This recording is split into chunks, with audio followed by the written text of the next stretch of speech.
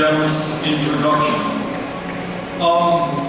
People have said to me recently, they said, Bernie, you are running for president of the United States of America, but you must not be a very smart politician. You're running in the Democratic primary process. Why in God's name would you come to Texas?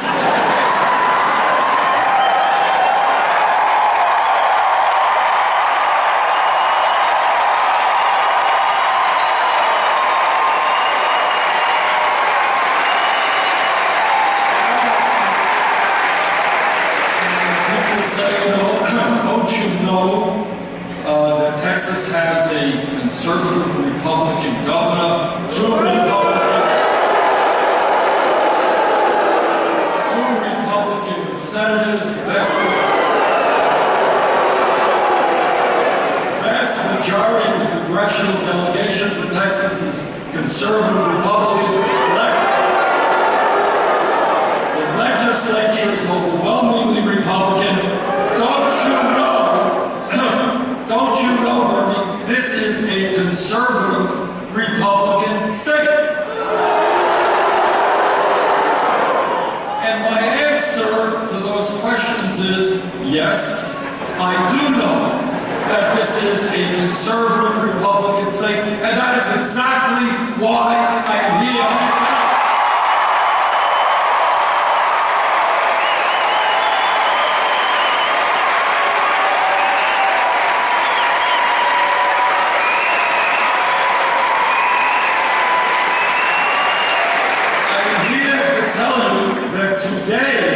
This is a conservative Republican state, but that doesn't mean it will be conservative Republican tomorrow.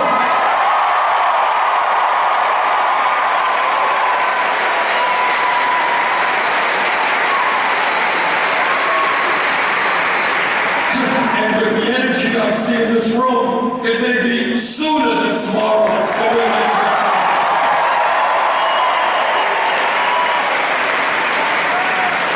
But in a serious tone, the reason I am here, and the reason that next month I'm going to be going to Alabama, to Mississippi, to some very conservative states,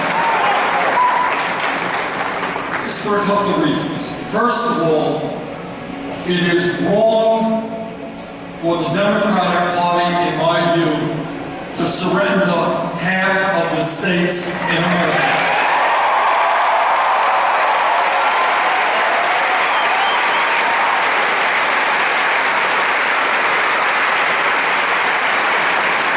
The National Democratic Party must establish a 50-state strategy,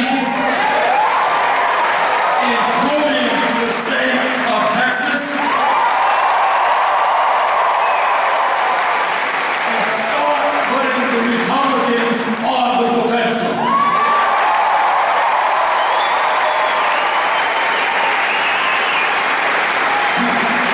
The simple truth is that you cannot be a national political party which claims to represent working families and low-income people and turn your back on some of the poorest states in America.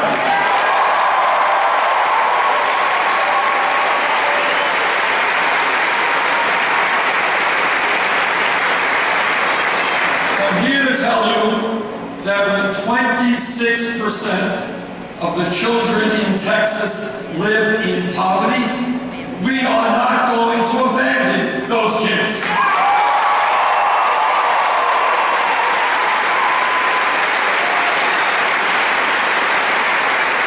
When 24% of the people in Texas have no health insurance, we are not going to abandon.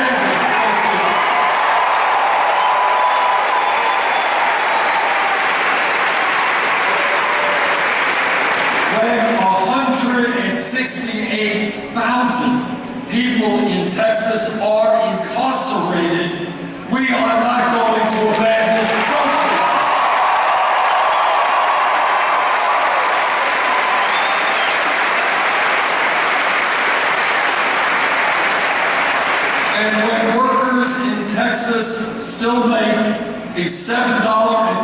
25-cent an hour minimum wage. We are going to stand with those workers.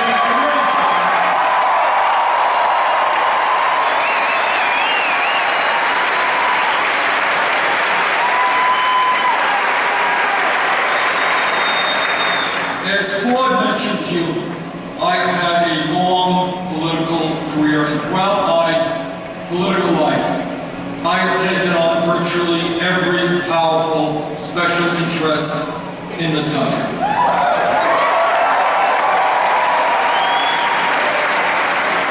And many of them hate my guts, and I welcome that hatred.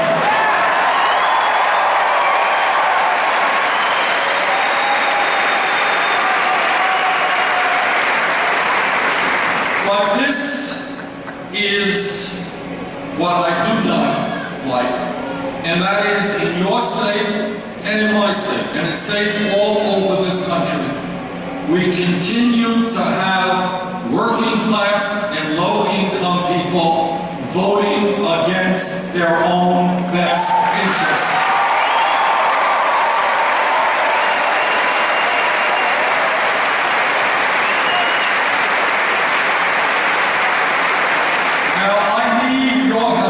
Something which is not easy. It's always easier to talk to our friends and people who look at the world the way we do. That's kind of natural. But I'm asking you to go outside of your zone of comfort. I'm asking you to talk to your Republican friends and family members and co-workers. And I want you to ask them this. Many of those Republicans are working class, low income people. And I want you to tell them about the Republican budget that passed the United States Congress a few months ago, and you ask them whether they think that makes sense. Ask them whether they think it makes sense that we make massive cuts in Medicare and Medicaid. Ask them if they think it makes sense that we cut $90 billion from Pell Grants over a 10-year period.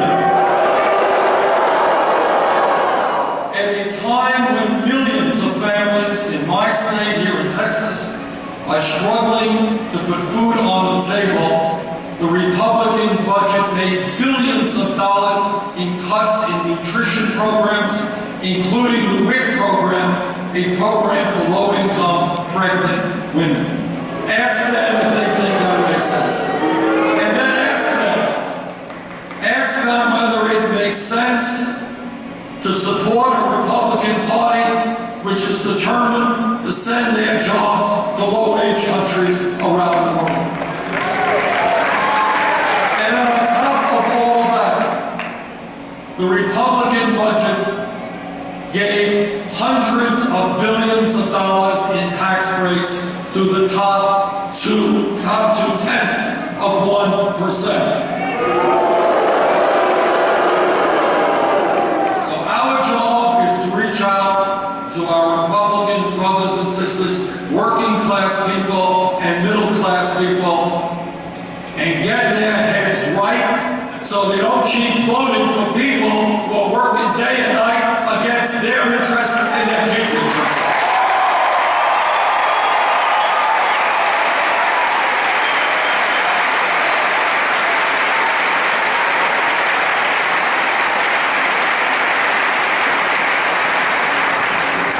You know, politics is really not all that complicated.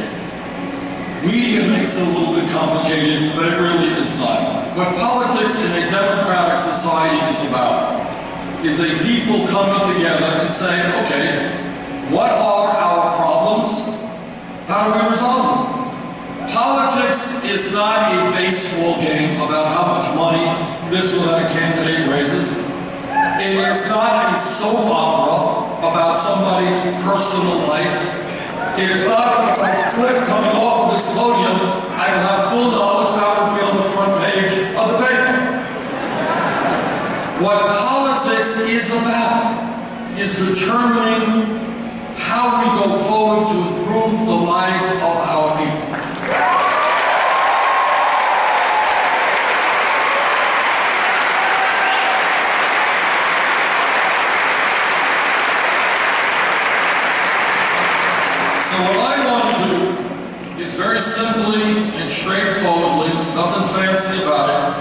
is laying some of the issues out on the table that I believe are the most important issues facing the American people. And let me start with the issue of income and wealth inequality.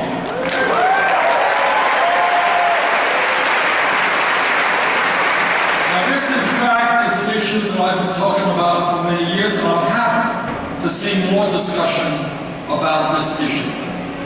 And here is the story.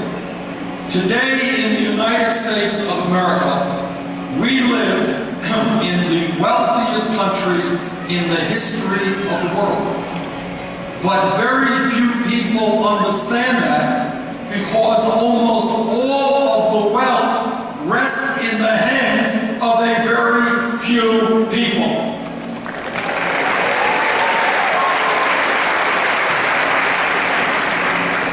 America today has more wealth and income inequality than any other major country on earth. You know, you think the United Kingdom, with their queens and their dukes and their lords, that they have more income and wealth inequality? Wrong. We do.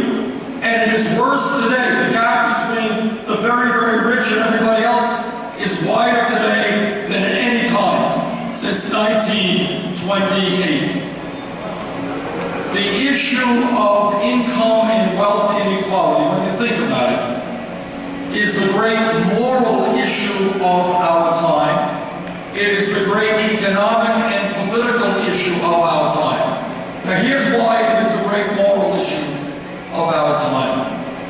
We have got to ask ourselves as Americans whether we are satisfied in living in a country in which there has been in recent years a proliferation of millionaires and billionaires at the same time as we have the highest rate of childhood poverty of any major country on earth. Is that the America we want? In America today, the top 1/10 of 1% owns almost as much wealth as the bottom 90%. Is that the America that we want to see? Today in America, we have one family that owns Walmarts. That one family owns more wealth than the bottom 40% of the American people. One family.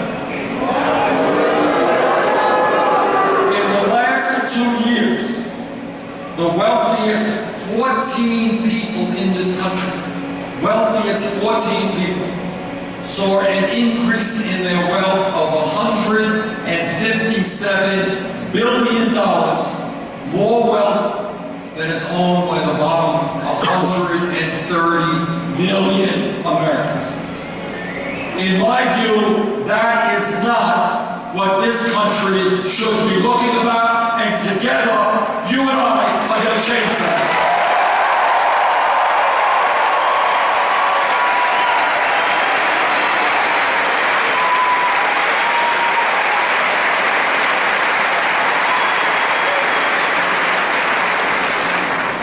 This campaign, singularly, is sending a message to the billionaire class. And that message is, you can't have it all.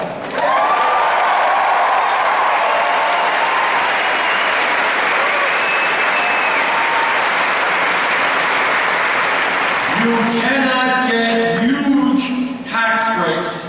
And we have some major corporations in this country who make billions and do not pay a nickel in federal taxes. You cannot get huge tax breaks when children in this country go hungry.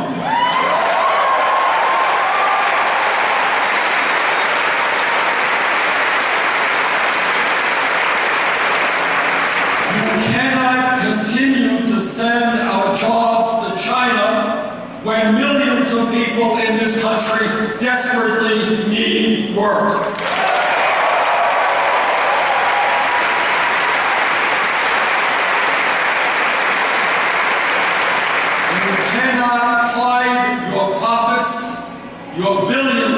profits in the Cayman Islands, Bermuda, and other tax havens when we have enormous unmet needs in this country.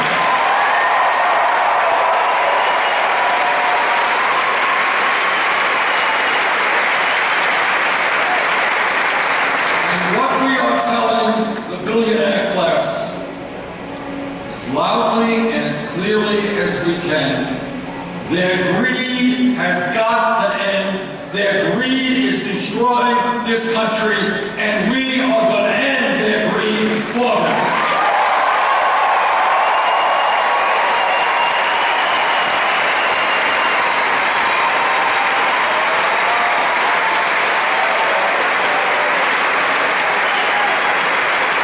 Whether they like it or not, we are going to make them moral and responsible Americans.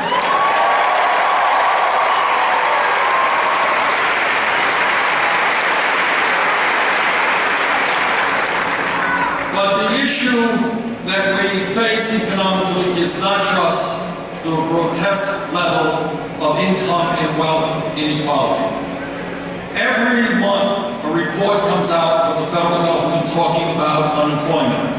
And what the report talks about is official unemployment, which is now about 5.3%. There is another report that comes out from the federal government which adds those people who have given up looking for work and those millions of people who are working part-time when they want to work full-time. And when you add those numbers together, real unemployment in America is 10.5%. And now let me tell you something that we don't discuss at all. And that is the crisis of youth unemployment. We don't talk about it at all. It is a national tragedy.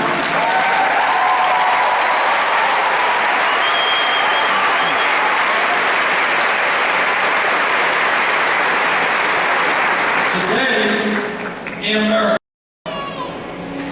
if you are a kid who graduated high school and you are between 17 years of age and 20 years of age, if you are a white kid, your unemployment rate is 33%.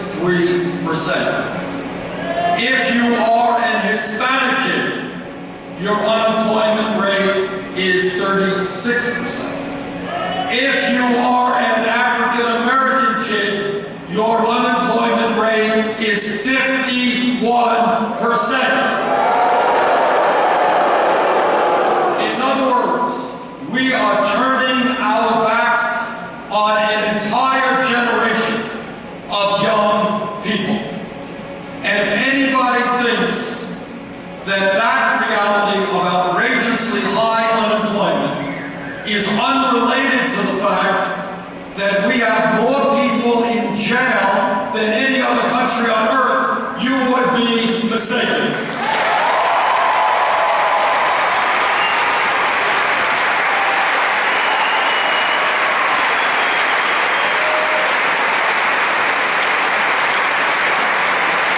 President Obama last week did something that I thought was very, very brave. He was the first president, as I understand it, in the history of our country to walk into a federal penitentiary.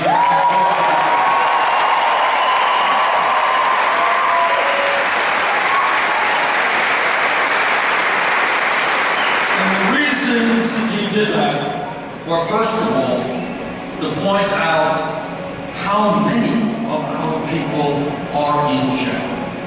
To ask the question why in this country we have more people in jail than an authoritarian communist country like China. And the second point that he wanted to make is that those people in jail are disproportionately minorities, African Americans, Hispanics, and other minorities. Those are the points that he wanted to make.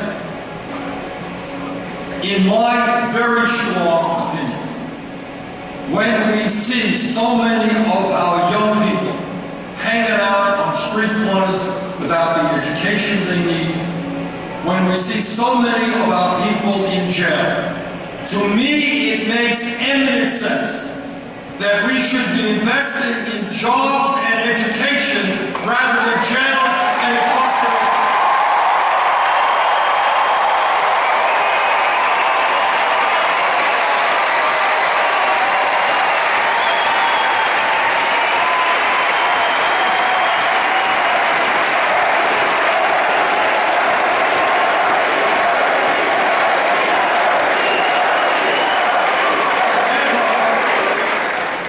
Together, what we must create is a situation where we have not the most people in jail of any country, but the best educated population of any country.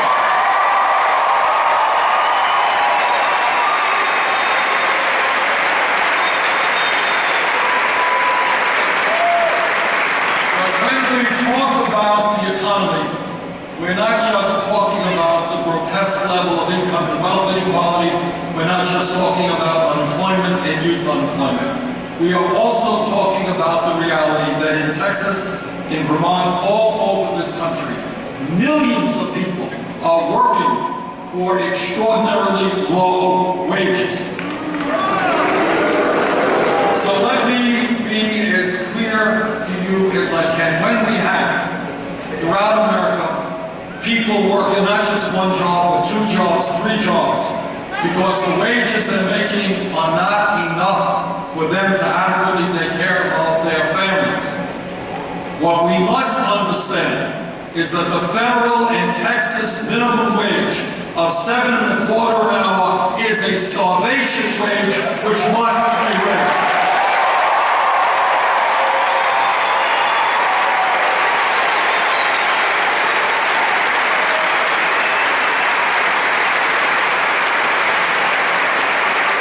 In my view, the minimum wage over a few-year period should be raised to $15 an hour.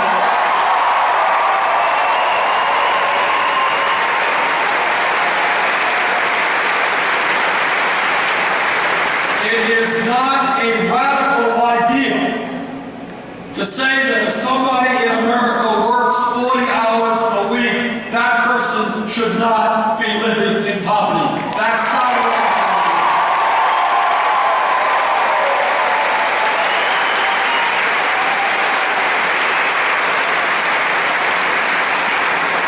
And for the men who are here today, guys, we need your help, because it is wrong, indefensible, that women make 78 cents on the dollar.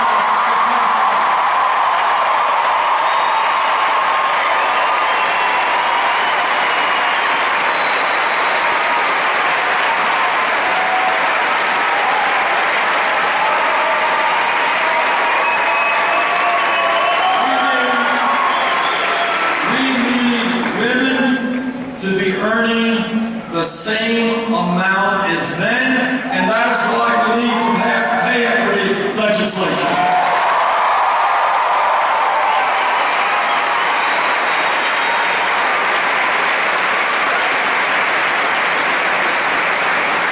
I know that here in Texas, there are many Republicans who talk about family values. And this is what they mean by family values. They mean that women should not be able to control their own bodies. I disagree.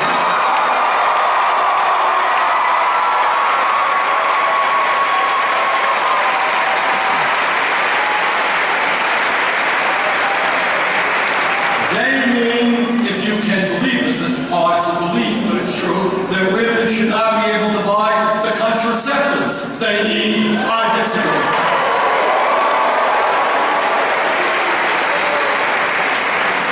And they mean that our gay brothers and sisters should not be able to get married as heterosexual couples are. I disagree.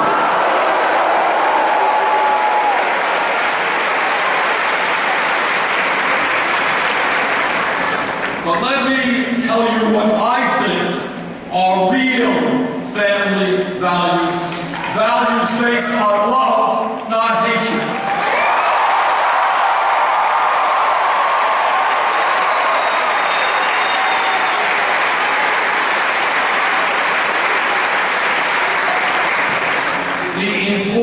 family values that we have to strive for is for the United States to end the international embarrassment of being the only major country on earth which does not guarantee workers paid medical and family leave.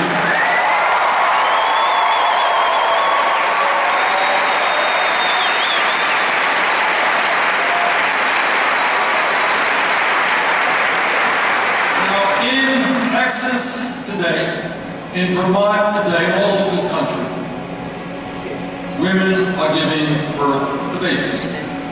And for that woman, this is an extraordinarily important moment. And for the baby, it's pretty important too. But here's the story. If that woman comes from a family which has decent income, she can spend weeks and months getting to know and to love and be comfortable with her baby, and the dad can do that as well. But if that woman does not have adequate income, she will be forced to go back to work in 5 days or 7 days or 8 days. That is not a family value. That is the opposite.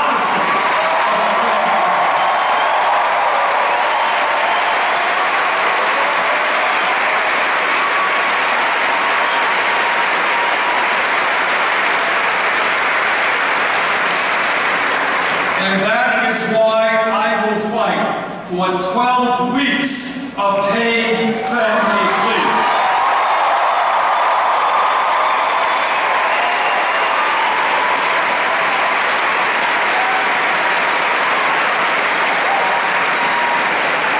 And here's another family value. Today, a child is sick, but the mom or the dad does not have paid sick time, and that child may be forced to go to school even though he or she should not. We are the only major country on earth that does not guarantee paid sick time. That has got to end.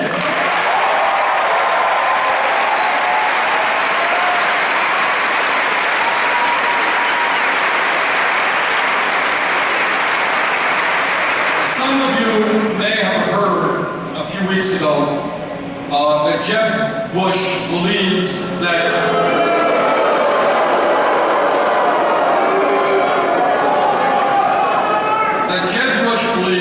the American people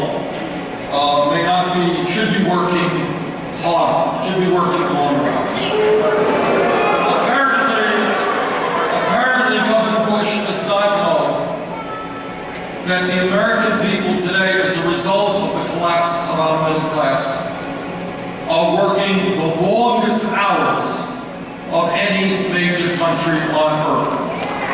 The Japanese, very hard workers, we work longer hours than they do. Some of you, I know, have read in textbooks where workers 100 years ago, remember the pictures? Workers 100 years ago were demonstrating out on the streets, and they held up these huge placards and signs, and they said, 100 years ago, they said, "We want a 40-hour work week." What they said is, we are not beasts of burden. We want time with our families. We want time for education.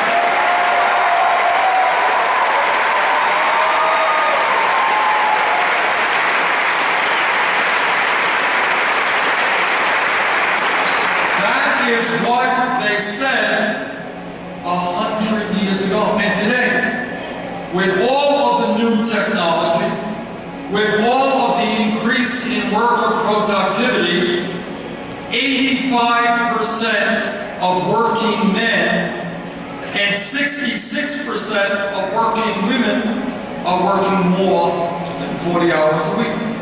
I get around the country, and I get around my own state of Vermont, and I look in people's eyes. People are tired. People are exhausted. People are working 2 jobs, they're working 3 jobs. And yet we are the only major country that doesn't guarantee workers paid vacation time, and that has got to end.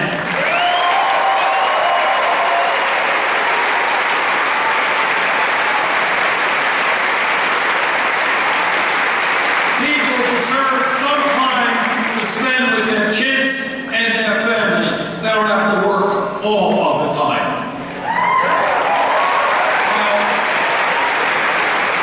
When posters go out and they ask the American people, and they say, what is uppermost on your mind? The answer almost always comes down to jobs.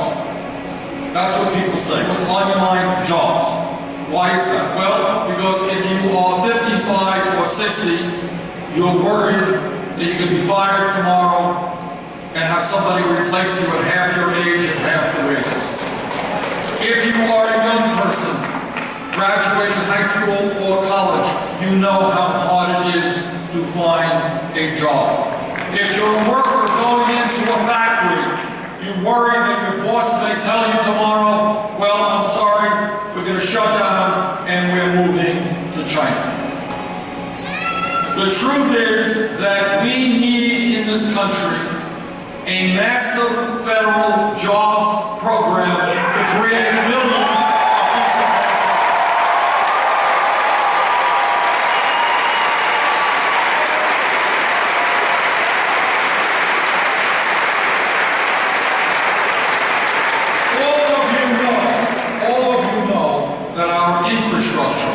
Our roads, bridges, rail system, our water systems, our wastewater plants, our levees, our dams, all of them are crumbling and are very, very bad shape.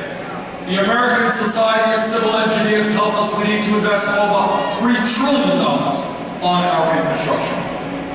I have introduced legislation that in the next 5 years would put $1 trillion into rebuilding our crumbling roads and bridges.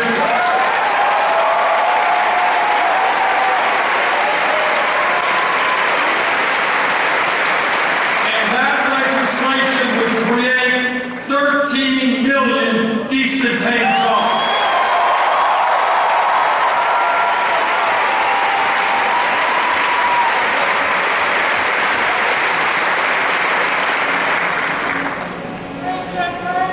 Not only do we have to create jobs, but we have to save jobs. And Claude, who introduced me, raised a very, very important issue. For the young people in this room, let me tell you something that will shock you and surprise you. There was once a time in America where you could walk into a store and actually purchase products made in the United States of America. I know you don't believe me, but that's true. But what happened over a period of years is that the large multinational corporations and Wall Street came together and they said, look, why do we want to pay a worker in Texas or Vermont $20, $25 an hour? Why do we want to provide health care to that worker? Why do we have to deal with unions? Why do we have to obey environmental regulations? Hey, let's shut down here, even if we're profitable, and we'll move to some low-wage country. We'll pay people 50 cents an hour, and we'll bring the products back into America. And that is basically what our trade policy has been for 40 years. And that is why I have voted against NAFTA, against CAFTA, and against criminal law.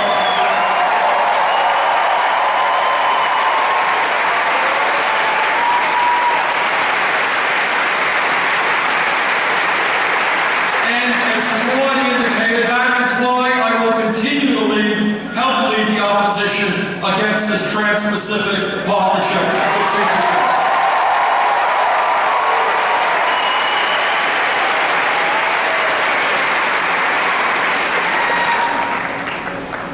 When we use the words like greed, recklessness, illegal behavior, these are just a few of the words we use to describe Wall Street.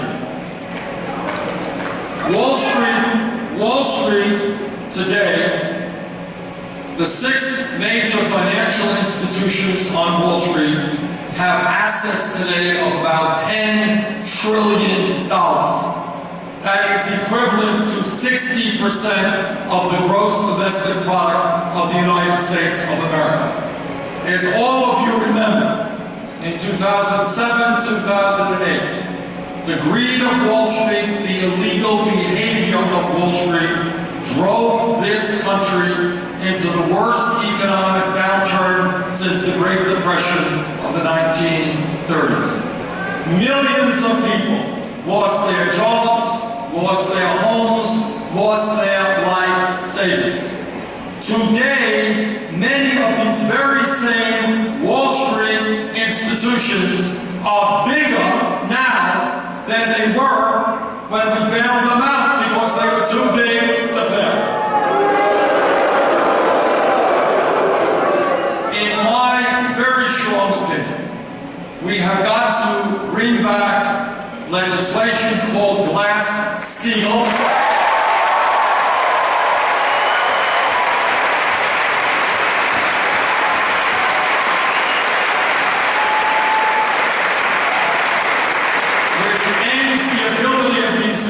Investor banks and commercial banks and insurance companies to merge. And the other thing that we have got to do even more significantly is we have got to break up these large financial institutions.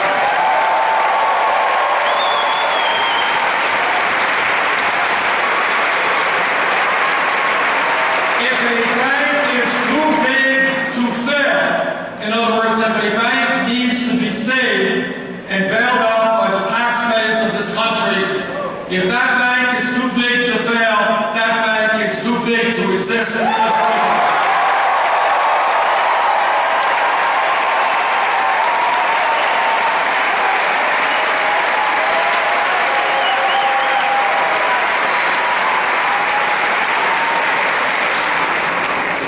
I want to touch on another issue which impacts every other issue. It is an issue of enormous consequence. And that is, as a result of the disastrous Supreme Court decision in the Citizens United case. That's right. As a result of that 5-4 decision, what the Supreme Court essentially said to the wealthiest people in this country, what they said is, hey guys, you own much of the economy. Now we are going to give you the opportunity to purchase the United States government. That's what they said. And that is exactly what is happening right now. What we are seeing is a situation where, among others, the Koch brothers, the second wealthiest family in the world. And this is a family, by the way. Media doesn't talk about it very much, but this is a family who are determined not to cut Social Security, but to end Social Security, to end Medicare, to end Medicaid, to end the Environmental Protection Agency. Okay. This one family has pledged to spend close to $1 billion in this election cycle. $1 billion. This is more money than will be spent by either the Democratic Party or the Republican Party. When you have one family spending more money than either of the two major political parties, that is not democracy, that is oligarchy.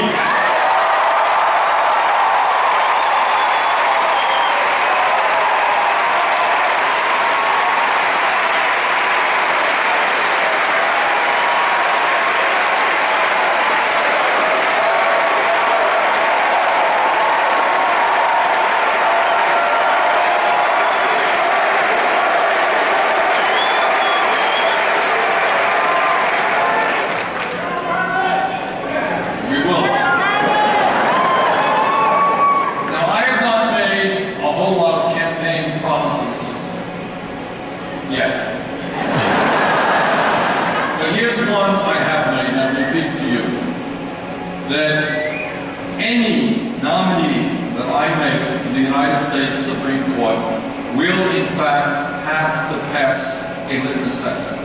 And that litmus test is that that man or woman will say loudly and clearly that they will vote to overturn citizens' law.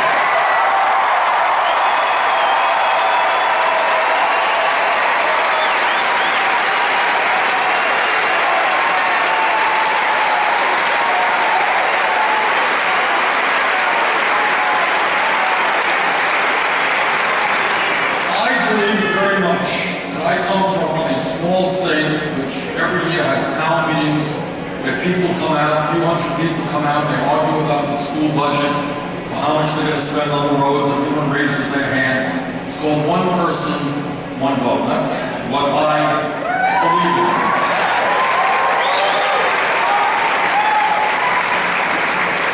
But I also believe, from the bottom of my heart, that we have got to reinvent democracy in this country.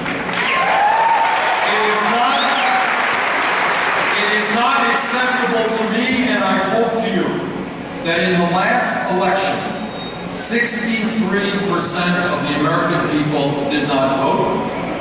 80% of young people did not vote. So what we have got to do, in my view, is not just overturn this disastrous Citizens United decision. We have got to move toward public funding of elections.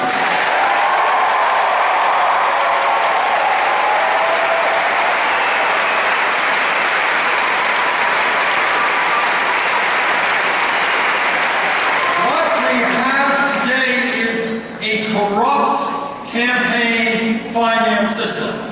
And what I would like to see is people, working people, middle-class people, young people, who feel the desire, who want to run for public office, regardless of their political views. I want to see them be able to get involved in the political process without having to get down on their knees and beg wealthy people for campaign.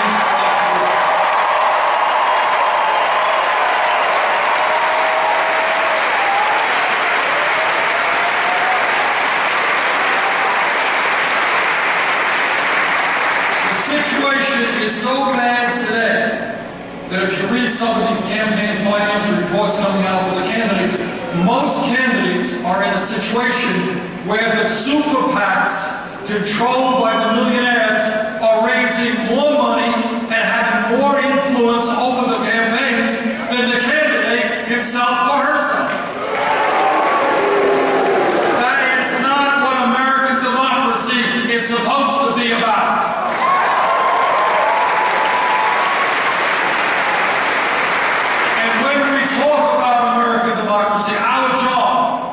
Is to make sure that as many people vote and participate in the political process, which is why we're going to fight this voter suppression, which goes on all over the country.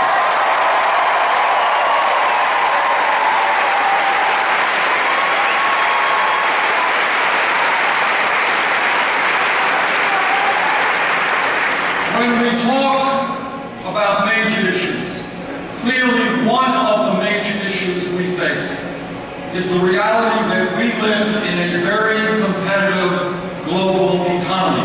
And for us to succeed, we need the best educated workforce in the world.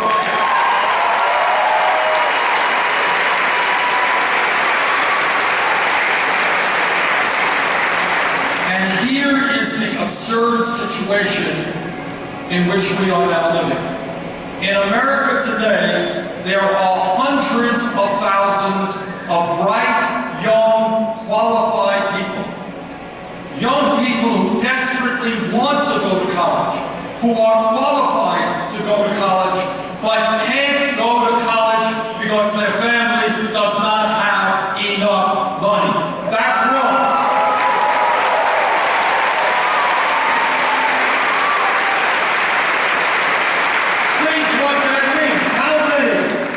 Scientists and engineers and doctors and nurses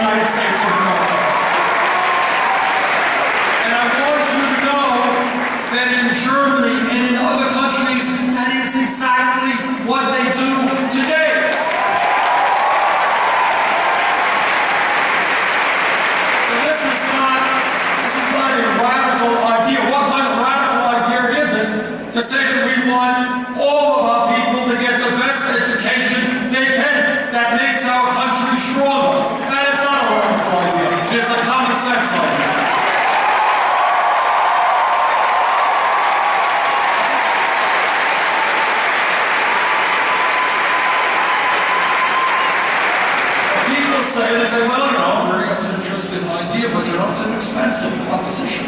And they're right. It is an expensive proposition. It's about $70 billion a year. And the way I'm going to pay for that is to put a tax on Wall Street speculation.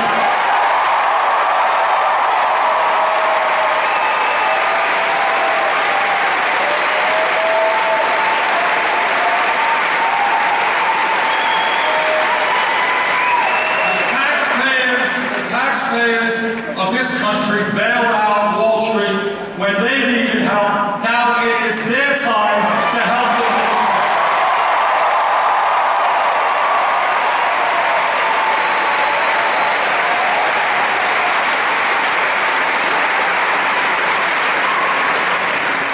When we talk about major issues, it seems to me that as adults, as parents, my wife Jane and I have 4 kids and 7 grandchildren, that all of us as human beings have a moral responsibility to make certain that the planet we leave our children and grandchildren is habitable.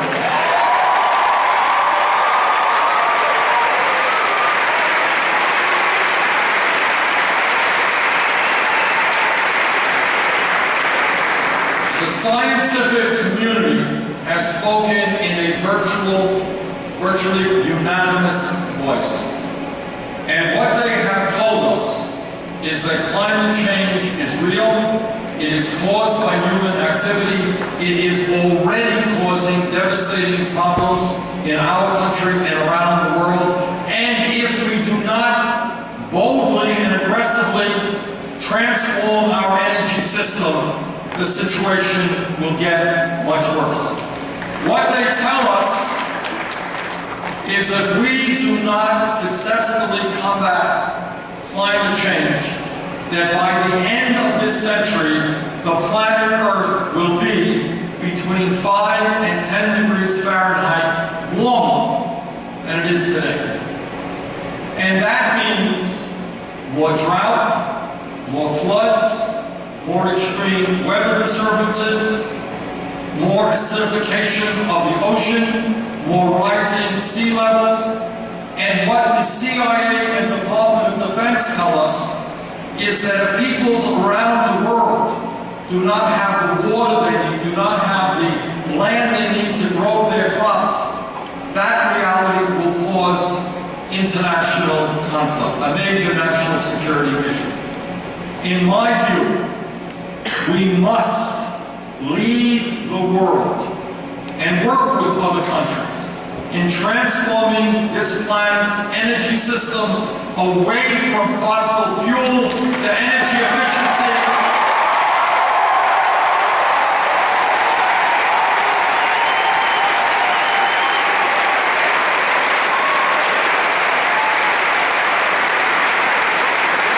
Energy efficiency and sustainable energies like wind and solar and geothermal. And let me make a loop here and tell you how our corrupt campaign finance system impacts climate change. As many of you know, almost all, not all, but almost all Republicans in Congress either deny the reality of climate change or the fact that it is caused by human activity. And they will tell you, well, I'm not a scientist, and I just really don't know. But this is what I do know. And that is, if they were to come out and say, you know what, I've read the scientific evidence, we have got to do something about climate change. What I know will happen is the Koch brothers and ExxonMobil and all their big energy campaign funders will cut their campaign funding and force them into primaries. And that's how things are happening in Washington, D.C. today. Now, there's another issue I want to touch upon, and that is that the United States of America today is the only major country on earth that does not guarantee health care as a right to all of their people.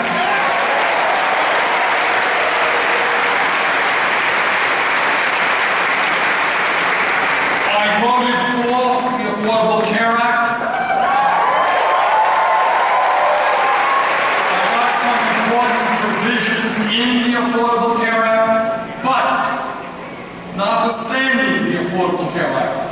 There are still 35 million Americans who do not have any health insurance, and even more who are underinsured with high co-payments and deductibles. In my view, the United States has got to join the rest of the industrialized world, guarantee health care as a right to all people,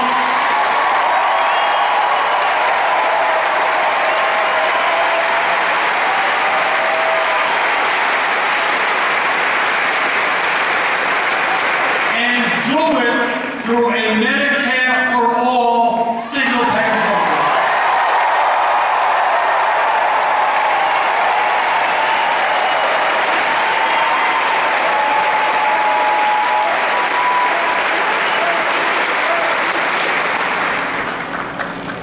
What I am asking of you is something that other candidates are not asking. And that is, yes, obviously I am here to ask for your vote, but I need something much more. I'm the only candidate running for president who will tell you a very simple truth. And that truth is that no president, not Bernie Sanders, not anybody else, who gets elected today can bring about the changes that we need because of the unbelievable power of corporate America, Wall Street, the big campaign donors, and all of the lobbyists on Capitol Hill. The only way we bring about real change is to create a political revolution where millions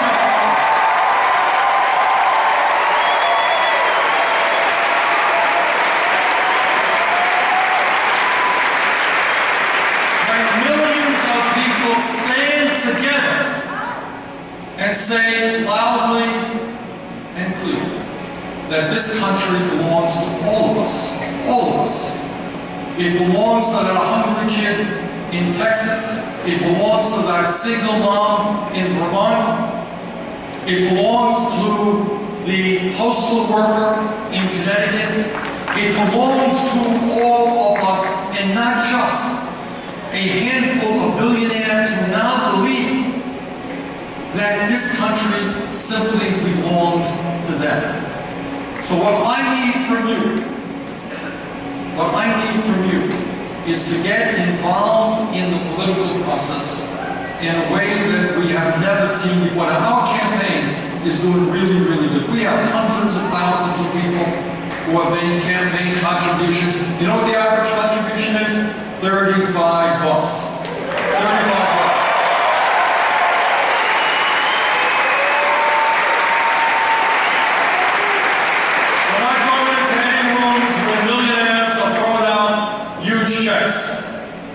We have hundreds and hundreds of thousands of people participating. On July 29th, we are going to do well over 1,000 organizing meetings all over this country, and I hope we have many here in Texas. Go to my website, find out how to do it.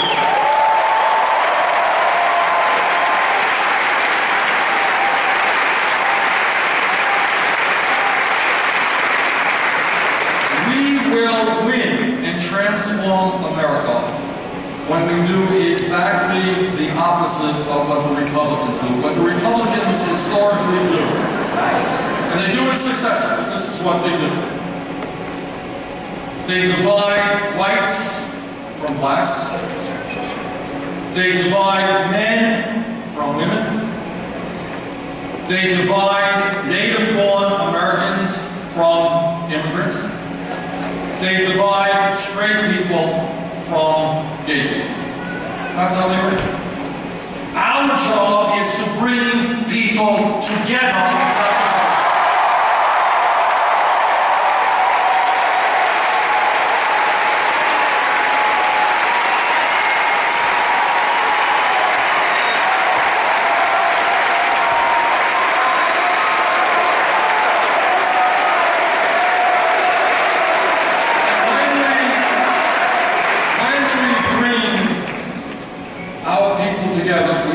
Understand that we have to take 11 million undocumented people in this country out of the shadows of the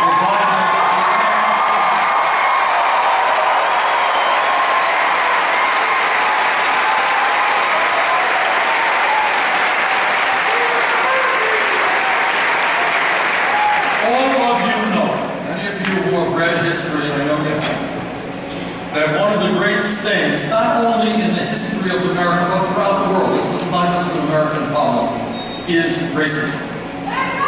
We started when Europeans came to this country and did horrible, horrible things for the Native Americans who were here. We followed that with the horror of slavery, followed that with discrimination against Asians and Italians and Irish and Jews and everybody else. It bothers me immensely that while we have made good progress, and we should not underestimate the progress that we have made, because let me tell you something, if we were here 20 years ago and somebody said, you know, I think in 2008 this country will have gone far enough in overcoming its racism to elect an African American as president. Very few people would have believed it, but we did it. We should be proud.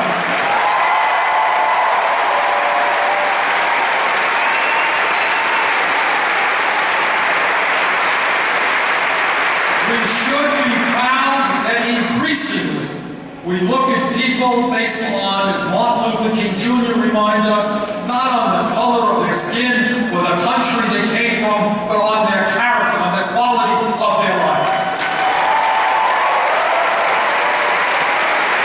But I wish that in the year 2015 I could tell you that we have eliminated racism in this country, but you all know that is not true.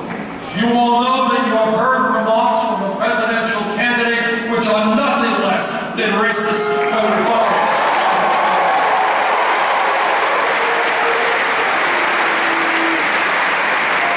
And you are more than aware that Sandra Bland, Eric Garner, Tamir Rice, Fred Gray, and many, many others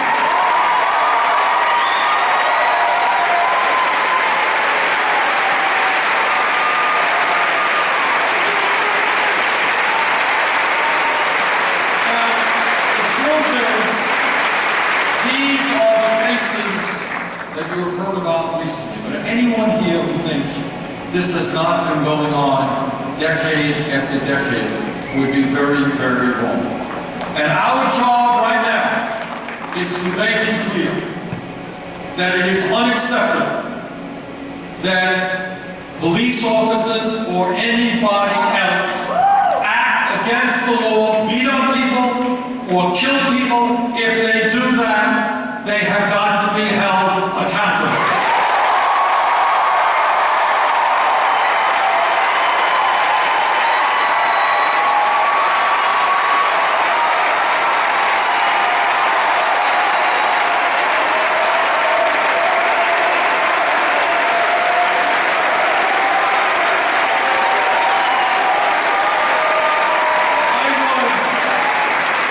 I was a mayor for 8 years, and in that capacity I worked very hard with our police department, help reform and move us to community policing.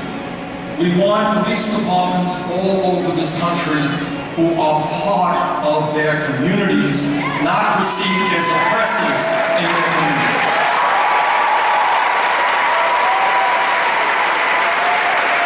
What I can tell you, having been a mayor, is that the vast majority of police officers work hard. It is a very, very difficult job. But like anybody else, if a police officer breaks the law, that officer must be held accountable.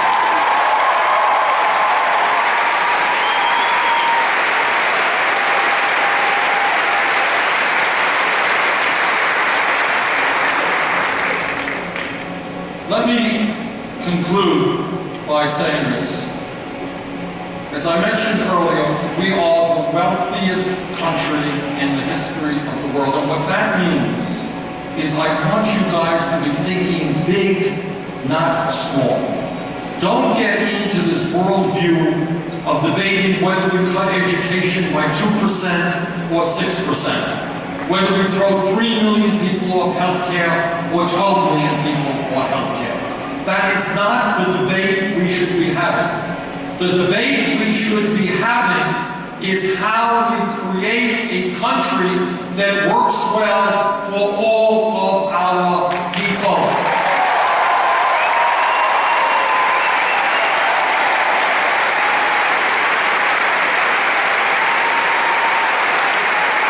Don't let anybody tell you that we are such a poor country that we have got to cut benefits for our veterans, the men and women who put their lives on the line to defend us.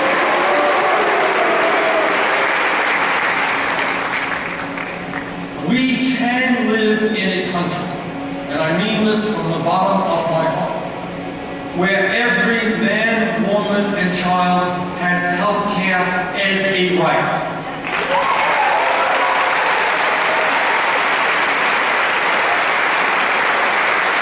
We can live in a country where a mom and dad, when they go off to work, know that their little kid is in a pre-K program or a child care program which is of the highest quality.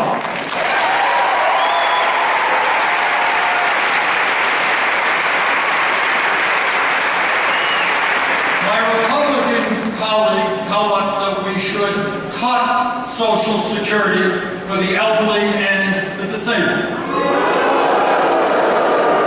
I believe, and the American people believe, that we should expand Social Security.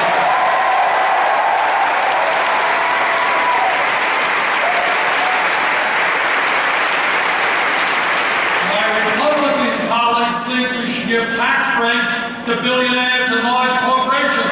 I think they should start paying their fair share of taxes.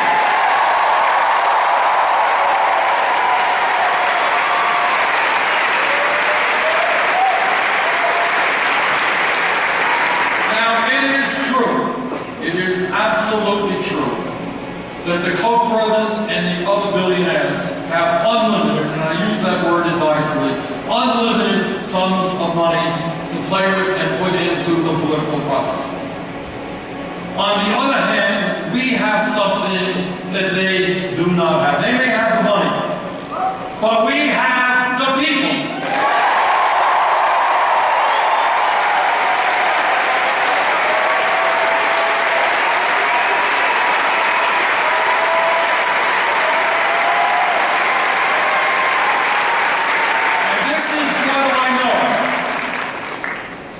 When we reach out to our neighbors and our friends and our co-workers, when we revitalize American democracy and get more people to be voting, when we stand together and not allow people to divide us by race or country or origin or sexual orientation or gender, when we stand together, there